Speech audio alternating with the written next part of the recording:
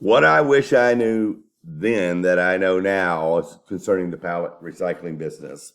I need to give you a little background, but as I go through this information, think about simple and then think about complicated. Let's start with complicated. Back in my 20s, I worked for a rental car company. It was like the Taj Mahal of rental cars. We had 5,000 cars on that property, and I was the operations manager.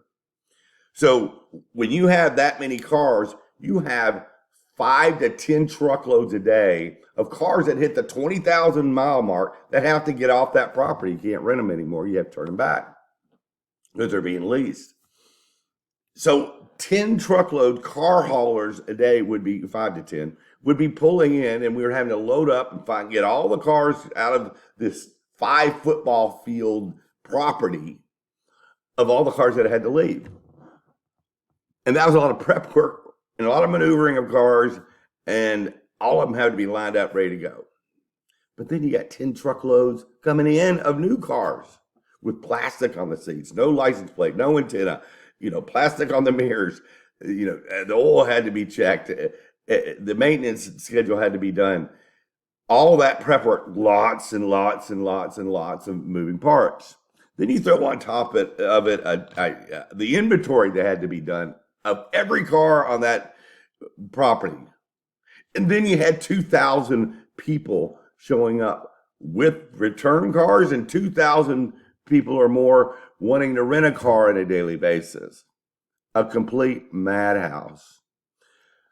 One of the worst things I remember about it was in Florida. And so many cars would be returned. And of course, I had a crew of like 60 people to, wash the cars, maintain the cars, this, that, and the other.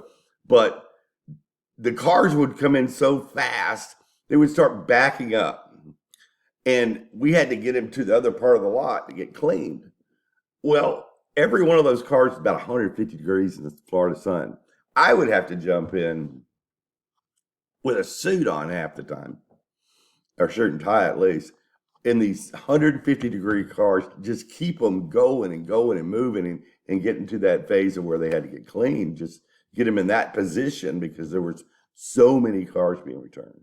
So many cars that sometimes they would go over these spikes for security that would pop, flop down, and then they would maneuver, and then the tires would blow out because somebody didn't realize the spikes were going to blow their tires out if they backed up a few inches.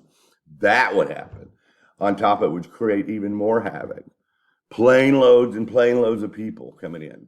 So I say all this to help you understand that's how complicated my life was. And I have an aversion to complicated at that point in my life as well because of what was taking place on top of the owners being a little nutty. But then we juxtapose that to simple. And when I came across the pallet business, even though I didn't know everything in the beginning, it took me years to figure all this stuff out and do it the right way. But still, simplicity was so attractive to me. Moving pallets from point A to point B is really what it comes down to. But then it was crates and drums and dunnage and wire reels and corrugated boxes and Gaylord boxes and IBC totes and all this other stuff that came into play as well that created simple supply chain. I have my own supply chain. I am part of the supply chain. I am helping the supply chain of the United States move product from point A to point B. And the things that I supply help the supply chain move from point A to point B. And it never stops because the supply chain never stops. So that simplicity was such a godsend in comparison to what I was doing before and the madhouse of what that was. So what madhouse are you in at a present state?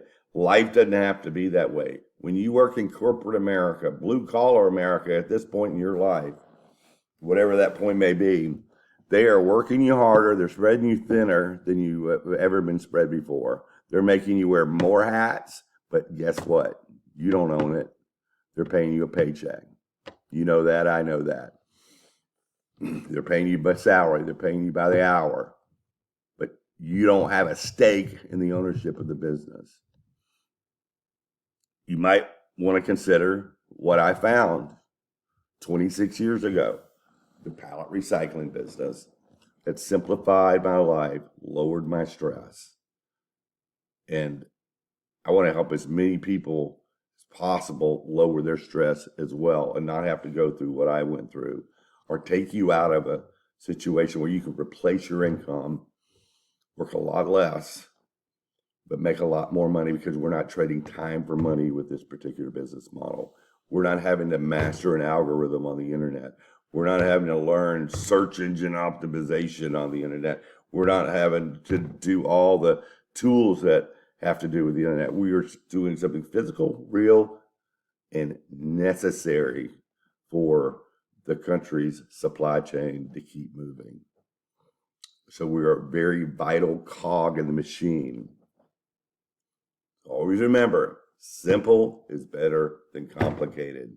And you will go into some warehouses and deal with businesses, and you'll look around and go, who in the heck came up with this? This is complicated. Some of the places you work with, the amount of moving parts that they have going on. And, I respect folks that deal with complicated, but guess what? I don't want to participate. Anyway, if you want to learn more, thesimplestbiz.com or the simplestbiz.info, either one take you to the same spot. Thesimplestbiz.com, simplestbiz.info. And if you'd like, hit the subscribe button on this. So I think we just went over 30,000. I'd like to keep that going, and hit the little bell so subscribe and you'll get notifications. Have a good one. See you in the next video.